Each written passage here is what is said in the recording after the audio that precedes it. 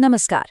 चलिए आज भारतीय लोक कथाओं की दो ऐसी खौफनाक कहानियों की परतों को खोलते हैं और ये समझने की कोशिश करते हैं कि इन कहानियों में आखिर कौन से डरावने जीव छिपे हैं। सुनने में तो ये बस एक कही सुनी बात लगती है ना? लेकिन असल में ये कश्मीर के खूबसूरत पहाड़ों में होने वाली एक भयानक मुठभेड़ की पहली दस्तक है। तो चलिए पहली कहानी से शुरू करते हैं।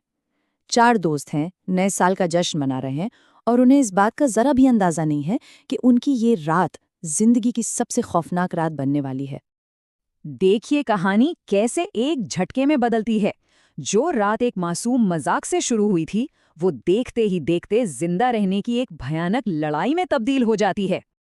अब सोचिए, नितिन वापस तो आया और ऐसा लग रहा था मानो किसी लड़की को सहारा दे के ला रहा हो, पर उसके दोस्तों के तो होश ही उड़ गए जब उन्होंने देखा कि नितिन तो बस हवा से बातें कर रहा था। और बस भ्रम का यही वो पल है जो हमें उस शैतानी ताकत की तरफ पहला इशारा देता है जिसका वो सामना कर रहे थे। तो सवाल उठता है, आखिर ये छलावा है क्या चीज? और मजे की बात यह है कि कहानी खुद ही हमें सारी सुराग देती है, सीधे भारतीय लोक कथाओं के पन्नों से। और देखिए, यहीं पर सारी कड़ियां जुड़ जाती हैं। छलावा की जो परिभाषा है, मतलब एक ऐसा मायावी जीव जो रूप बदल सकता है और धोखा दे सकता है, ये कहानी में जो कुछ भी हुआ उससे एकदम सटीक बैठती है। मतलब छलावा सिर्फ फिजिकली हमला नहीं करता, वो तो आपके दिमाग से खेलता है, आपकी सच्चाई को ही तोड़ मड़ोड़ कर रख देता है। जब दोस्तों ने किसी तरह उस शुरुआती हमले से खुद को बचाया, तब उन्हें एहसास हुआ कि खतरा सिर्फ कार के बाहर नहीं है, बल्कि उसने तो उनके दोस्त पर ही कब्जा कर लिया था। चलिए अब कश्मीर की वादियों से निकलते हैं और चलते हैं हमारी दूसरी कहानी की तरफ।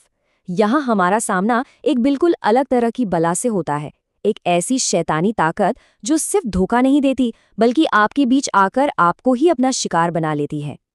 ये खौफनाक ऐलान है उस पिशाचिनी का जो सीलमपुर गांव के लोगों के लिए एक जीता जागता खौफ बन चुकी है। तो आखिर ये पिशाचिनी क्या है और ये छलावे से कैसे अलग है?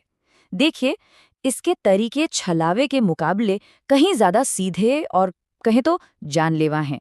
इसकी सबसे साफ तस्वीर हमें मिलती है विवेक नाम के एक नौजवान की कहानी से। और यहीं पे छलावे और पिशाचिनी का सबसे बड़ा फर्क साफ नजर आता है। पिशाचिनी का मकसद सिर्फ डराना धमकाना नहीं है, उसका मकसद है शिकार करना, खून पीना और अपनी नस्ल को आगे बढ़ाना। विवेक की माँ को पहले ही शक हो गया था। उन्हें लगा कि जिस लड़की को उनका बेटा जंगल से घर ले आया है, वो कोई और नहीं बल्कि वही पिशाचिनी है। लेकिन अफसोस, उनकी चेतावनी को किसी ने नहीं सुना। तो अब जब हम इन दोनों खतरनाक ताकतों को पहचान चुके हैं, तो सवाल ये है कि इनसे बचा कैसे जाए। मजे की बात यह है कि ये कहानियां ही हमें इनसे बचने का रास्ता भी दिखाती हैं। तो बात सीधी सी है। एक तरफ है छलावा जो एक इल्यूजनिस्ट है, एक धोखेबाज, और दूसरी तरफ है पिशाचिनी जो एक प्रेडेटर है, एक शिकारी। एक का हमला साइकोलॉजिकल है तो दूसरे का फिजिकल।